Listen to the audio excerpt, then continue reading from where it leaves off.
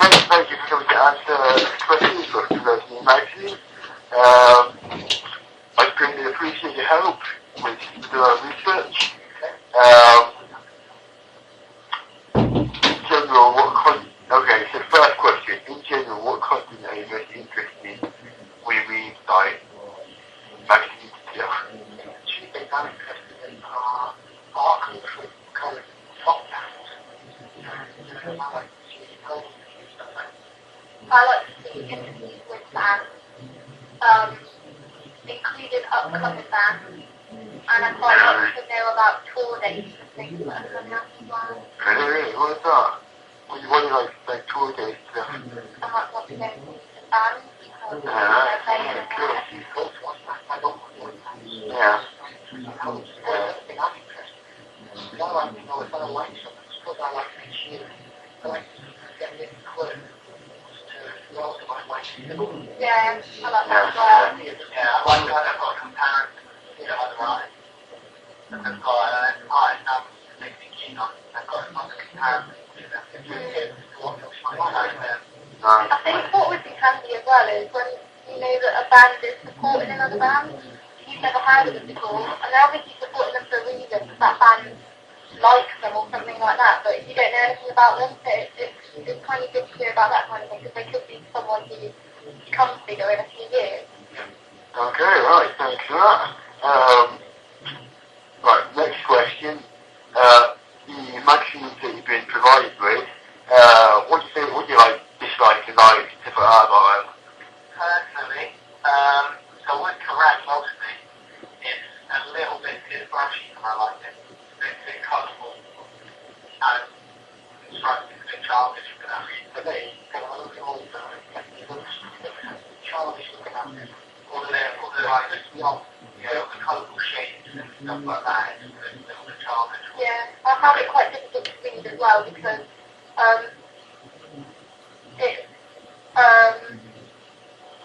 they try to be kind of artistic with how they lay out the magazine, and it does look good, but when you're trying to read it, there's things all over the place, so it's quite difficult to follow.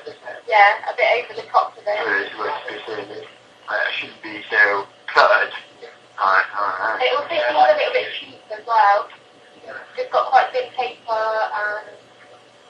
Like the unit, for example, a lot less that way. It's more sort of black and white. There are colours, but not really as many, not clumped together. Right, so... Yeah, that makes it easy to read. Simple. Yeah. It's a lot nicer, better quality paper, obviously. Quite glossy. Got a nice glossy cover. Which nice glossy, isn't it? Yeah, it feels like you're getting better quality. Alright. Okay. What I don't like about that, it's got gothic things in it. Yeah. So I do like the layout of the NME pages, because they're kind of like a mixture between the artistic layout of Kerrang and the simple layout of Q. And they use things like the colour green is quite common in it, so they use different colours for different stories, and then they'll highlight a bit of text with maybe a faded green box, and then another bit with a bright green box, and then they'll put the heading in green, and it kind of brings it all together and shows it's the same story. And on another page they'll use things with yellow. Yeah. And that, I think that looks quite good. Alright. One thing I like about I always get asked that this next question. One thing I like about all of them is it's not, it's kind of got the advert coming out a lot. Yeah. It's not, it's also quite relevant to music. Yeah, and what the readers would want. Yeah, all adverts for cars or anything like that. Yeah, it's all like the value of money. Yeah. And it makes you feel like the writers have thought about their readers when they're putting it all together, and they've made it for you rather than for anyone. I guess the other thing I find about this Kerrang writing the enemy is because of the quality, it feels like it's sort of much more easily torn, much more easily sort of bent and folded up and like not there to last. Yeah. Just there.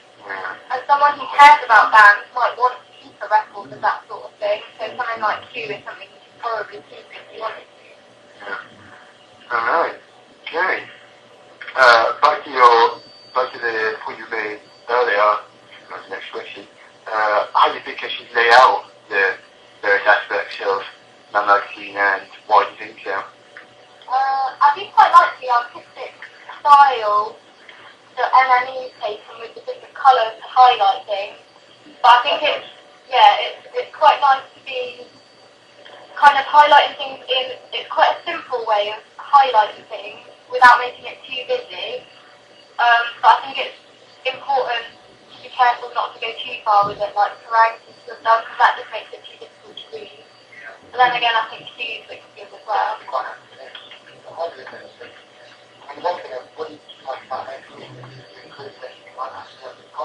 Yeah, God, no.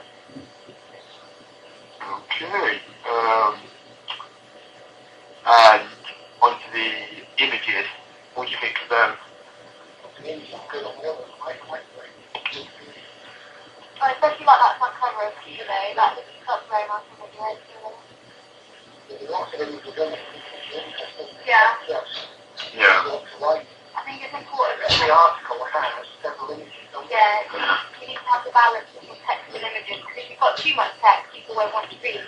But then again, if you've got too many images, people will feel like they're not getting value for money, so they just pay for a bunch of images that they can probably get from Google or something. I like how they've got sort of text mixed into the images as well. Yeah. I think I quite like the mixture of kind of live images and then staged images as well of the band, because people who buy these magazines do like to go and see bands playing, and to get the image of the live show bring something a bit more exciting to it, rather than just seeing the pictures of the people standing against the wall or something like that. Good. Thanks. And is there any thoughts about the colour scheme? Or the colours that are there? Well, yeah, I think personally, I definitely got cute. I don't think it just makes it more adult. Yeah, it's quite simple. One colour's nice, but lots of red, isn't it? Yeah. The other ones have the animals. Yeah. I think it's the one with cute as well. It's not the shade, it's grey. Yeah. Shade is grey. Simple. Yeah. I think as well, whatever colour scheme you go for, it's important that it's recognisable as your magazine. So with NME and Saran, I think they've got too many colours that you could instantly look at it and go, I know what magazine that is. But with Q, they've kept it so simple that you would look at that straight away, see the big red block with Q in it, and you know that's what it is. So, well, I suppose it's trying to be different magazines.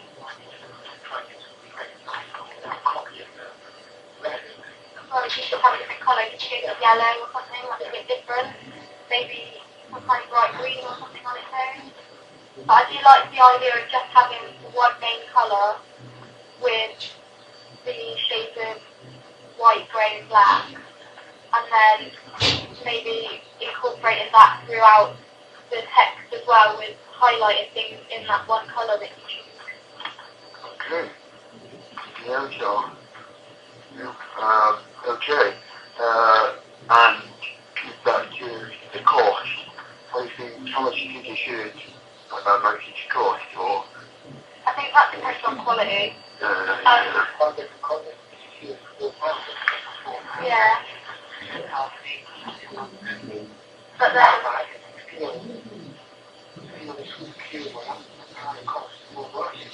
yeah, I think I would rather go to the Q magazine paying £4 for something I feel like is cheap and that I'll get my money worth for, rather than £2.71 that were, yeah, you're not going to keep them, they're just going to risk anyway, so. Yeah.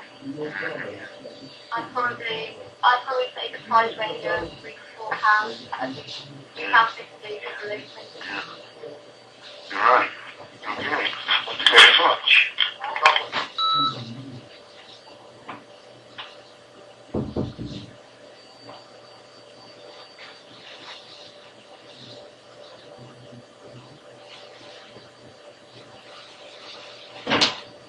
It's finished anyway, I think. Do you want me to stop it? Yeah.